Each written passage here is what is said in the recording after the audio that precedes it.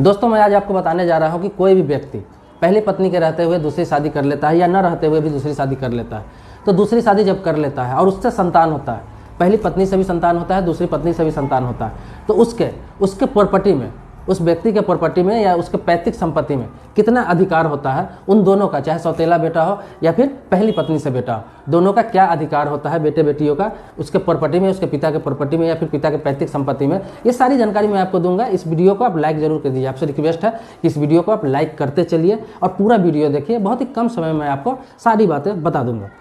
तो दोस्तों आपको जानकारी के लिए बता दूं कि कोई भी व्यक्ति जब दूसरा शादी कर लेता है, चाहे पहली पत्नी के रहते हुए करे या पहली पत्नी के ना रहते हुए करे, किसी भी परिस्थिति में करता है, तो दोनों पत्नी के संतान, दोनों पत्नी से जो संतान होता है, चाहे बेटा हो बेटी हो कोई भी हो, दोनों पत्नी के संतान को अपने पिता के प्रॉपर्टी पे बराबर का अधिकार होता है।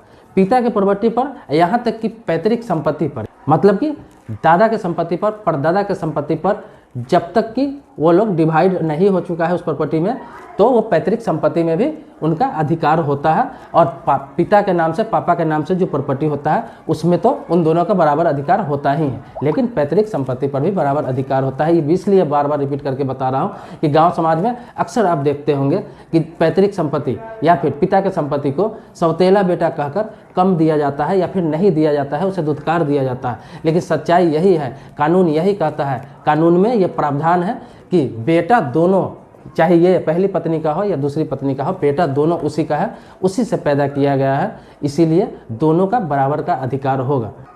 इसीलिए हिंदू लॉ के तहत दूसरी शादी करने के लिए मना किया गया है, दूसरी शादी कानून अपराध माना गया है। लेकिन किसी भी परिस्थिति में या फिर किसी मजबूरी में कोई व्यक्ति दूसरा शादी करता है, पहली पत्नी के रहते हुए कर लेता है कोई, या फिर पहली पत्नी के न रहने पर भी करता है, तो किसी भी परिस्थिति में अगर वो दूसरा शादी कर लेता है और उससे संतान होता है, तो बस दिमाग में ये बैठा कर रखे, ये समझे कि अगर कानूनी रूप से अगर वो जाए तो आपके प्रॉपर्टी में बराबर का हिस्सेदार होगा। भले ही आप उसे सौतेला कहकर दुत्कार दे, उसे प्रॉपर्टी कम दे ना दे, लेकिन अगर वो कोर्ट चला गया किसी भी परिस्थिति में तो आपको फिर बराबर हिस्सेदारी देनी होगी।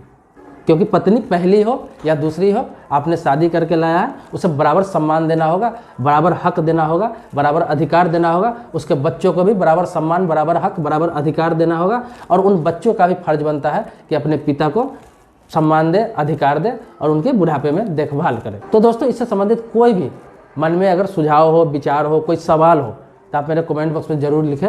मैं उसका जवाब मैं आपको ज़रूर दूंगा। 100% गारंटी है कि मैं उसका जवाब देता हूं, भले ही थोड़ा लेट होता है। तो बने रहे मेरे वीडियो में। मेरे चैनल को आप सब्सक्राइब नहीं किए हैं तो सब्सक्राइब कर लें। आपसे रिक्वेस्ट है सब्सक्राइब जरूर कर लें, अगर नहीं किए हैं तो कर लें। और आप बने रहे मेरे वीडियो में ऐसे ही। दूसरा वीडियो जल्द आपके सामने आ रहा है, तब तक के लिए शुक्रिया, धन्यवाद।